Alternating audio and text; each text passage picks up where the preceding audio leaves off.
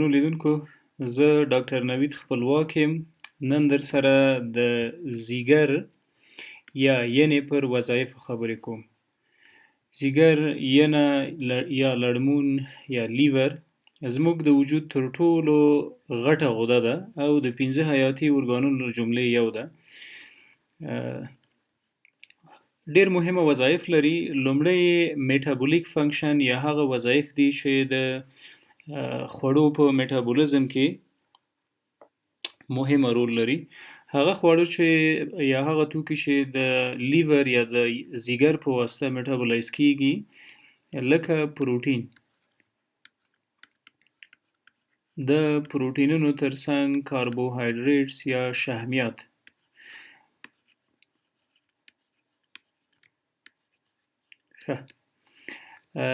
د پروټینونه په امینو اسید باندې په لیور یا په لړمون کې تبدیلیږي او امینو اسید هغه کوچني پارټیکلز د پروټینونو دي چې په اخره خپل وظایف سرته رسوي.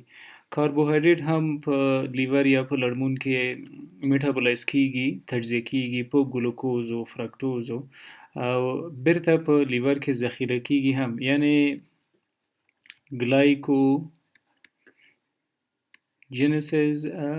ګلایکوجینولایسیس او ګلوکونیوجنسیس.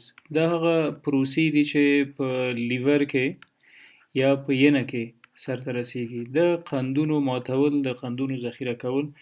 د دې ټولو ترڅنګ په ینه کې خورا بل اهمیت دا ده چې لیپیډز یا شحمیات هم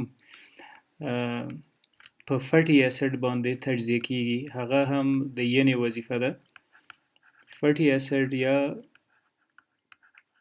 د شحمیاتو جوړونکي عناصر. د دې ټولو ترڅنګ هورمونونه موجود دي. هورمونز خصوصا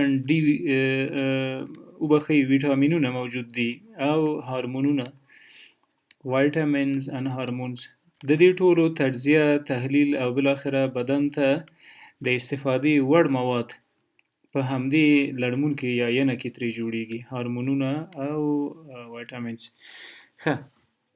په د دې ترڅنګ چې هورمونونه او وایټامینونه تجزیه کیږي، سټوریج فنکشن یا د ذخیرې وظیفه هم ینه سرته رسوي.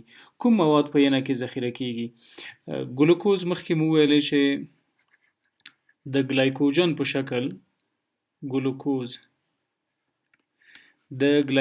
په شکل په ینه کې ذخیره کیږي. کله چې هم وجود د قندونو د کمبود سره مخ شي، دغه ذخیرې نه دوباره استفاده کوي. ویټامین B12 یا ویټامین B12 یا میکوبالامین جمع ویټامین D3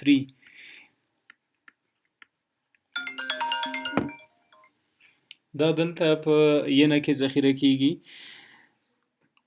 د دې ترڅنګ اوسپنه یا آیرن او فولیک اسید چې د وینې ډیر مهم عناصر دي، دا په ینه کې ذخیره کیږي.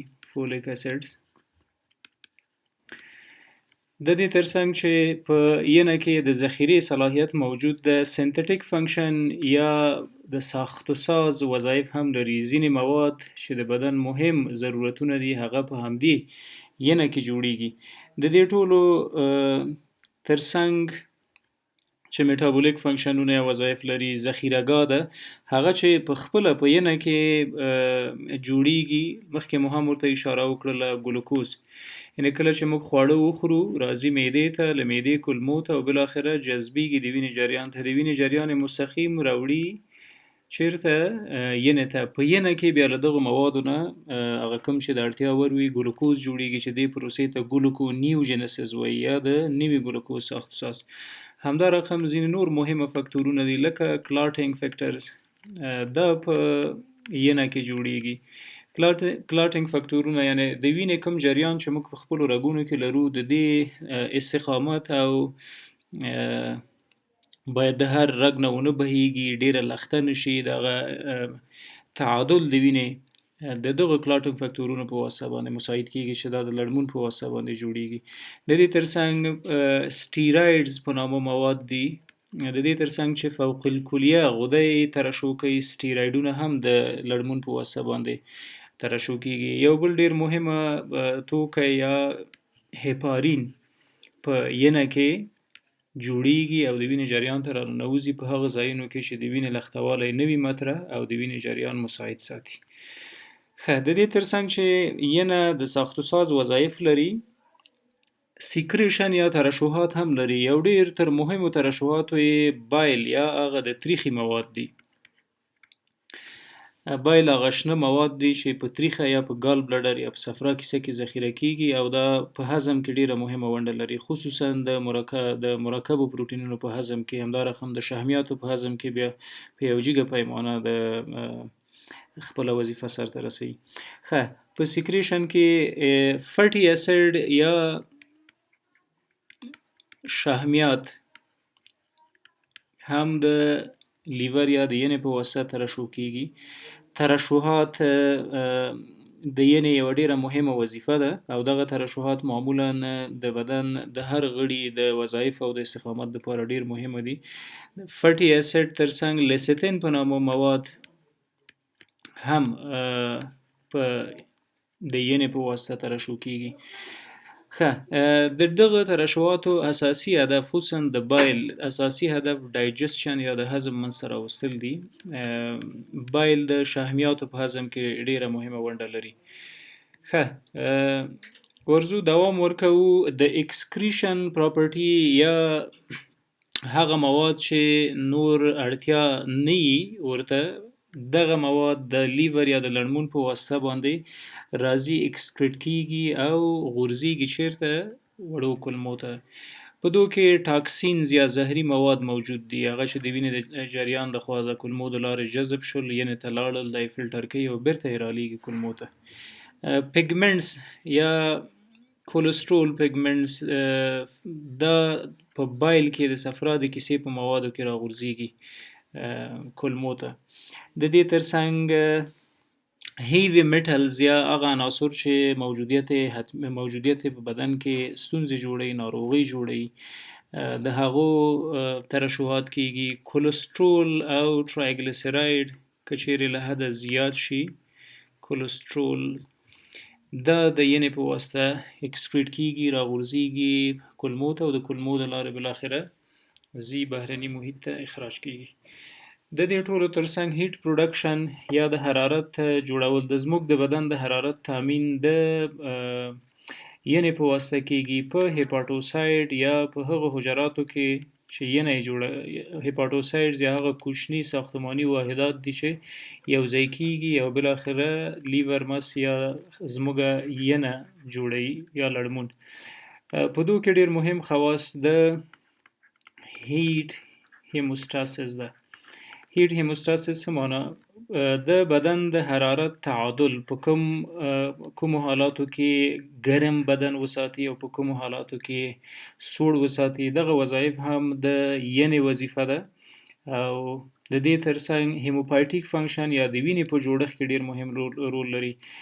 میکوبالامین یا وایټامین بی 12 میکوبالامین یا وایټامین بی 12 یا ویټامین بی 12 دا د وینې په ساختوساز کې، خصوصا د آر بی سی یا د سرو کرویاتو په ساختوساز کې ډیر فعال رول لري.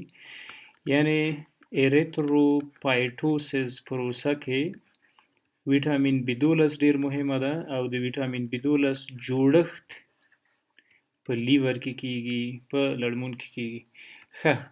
د دې وظیفه د وینې په جوړولو کې خورا مهمه ده. هیمولیټیک فنکشنز یا د وینې د بریکډاون یا د ماتېدو وظیفه. ګوري سره کرویات یا آر بی سی یا ریډ بلډ سلز دا مشخص لایف سپم یا د ژوند دوران لري. 120 ورځې ژوند کوي او په 120 ورځو نه بعد بالاخره مري. په دغه پروسه کې د مرګومیر په پروسه کې یا په وخت د حجراتو د مړینې په پروسه کې ینه یا لیور ډیر مهم رول لري. دغه مواد یا آر بی سی ډیری وخت د ینې په مرسته هغه آر بی سی یا هغه سره کرویات چې نور ورته اړتیا نه وي په بدن کې خپل فعالیتونه یا د اکسیجن انتقال په سمه توګه نشي کولای، بالاخره د همدې لړمون یا د ینې په واسطه باندې له منځه ځي.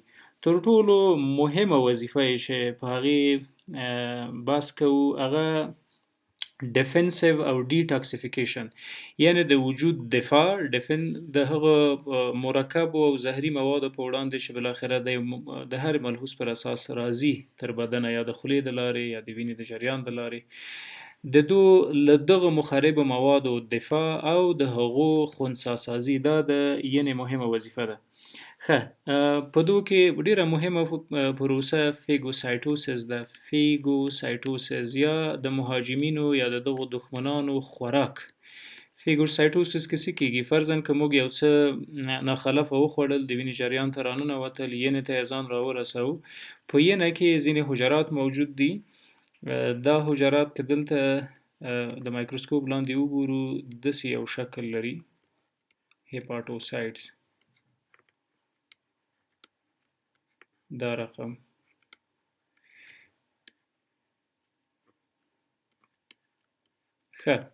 په دغو هیپاټوسایټس یا د ینې په حجراتو کې اتومات کم مواد چې باید نور په بدن ته ضرر رسوي نه باید موجود وي، لکه بکټیریا، د بکټریا ترڅنګ بلا ډیر وایروسونه، وایرس، پاراسایټس یا پرازیتونه، چینجیان، همدا رقم ټاکسیک سبستانسز، ټاکسیک میټلز. د دې ټولو نه دفاع بالاخره د دې فیګوسایټوسس پروسې په واسطه کیږي. په فیګوسایټوسس کې دغه حجرات چې هیپاټوسایټ نومیږي د مهاجمین یا بهرني اجنټان اخلي، خوري او له منځه وړي. د دې ټولو ترڅنګ د ریټیکولو انډوتیلیل سل په نامه ډیر مهمه حجرات موجود دي. ریټیکولو انډوتیلیل سلز. د دې حجراتو وظیفه بیا ډیټاکسیفیکیشن ده. ځینې مواد چې باید خنثی شي هغه خنثی کوي، انډوتیلیل سل. د ریټیکولو انډوتیلیل سلز غټه وظیفه د دفاعي سیستم سره کومک ده او انټرلوکینز په نامه مواد جوړوي، ټیومر نیکروسس فیکټورونه جوړوي چې دا د دفاعي سیستم مهمه اجزاوې دي. همدا رقم ځینې ټاکسیک مواد چې د هغو ریموول یا د هغو له بدنه ورکاوی د لړمون د وظایفو څخه ده، دې ته ډیټاکسیفیکیشنز وایي. یعنی ځینې زهري مواد د هغو هغه زهریله خواص بالاخره له منځه وړي. موږ د کفر سل په نامه حجرات لرو. کفر سل چې دا پر ډیفنسیو او ډیټاکسیفیکیشن وظایفو کې ډیر مهم رول لري. د ینې بلا ډیر نور وظایف دي، په همدو اکتفا کوو. تر ټولو ښه تقویه چې موږ د خپل ینې دپاره کولی شو هغه د ویټامین ای له منابعو نه استفاده کول دي. د ایوین په نامو کپسولونه چې د ویټامین ای منبع ده 200 او 400 ملي ګرامو کې پیدا کیږي. هفته کې یو ځلي یو کپسول یا 2 ځلي خوراک یې ګټه رسوي، کوم تاوان نه لري. ځینې انسانان که هیپاټایټس لري، تور زیړی لري، هغوی کولی شي د ټول عمر دپاره دغه تقسیم اوقات تعقیب کړي. همدا رقم د هیپامرز په نامه سیرپ او لیکویډز دي، دا د ینې په تقویه کې ډیر مهم رول لري. کولی شي په هفته کې 2 ځلي او 3 ځلي له دې نه هم استفاده وکړي. هغه انسانان چې د ینې التهاب لري، خصوصا د وایروسي التهاب یا هیپاټایټس بی او هیپاټایټس سی، هغوی د ډیره هڅه وکړي چې د پرستامول یا د اسیټامینوفین نه ځان لرې وساتي. همدا رقم څېړنې ښیي چې مشروم یا د ځمکې غوښه یا مرخیړی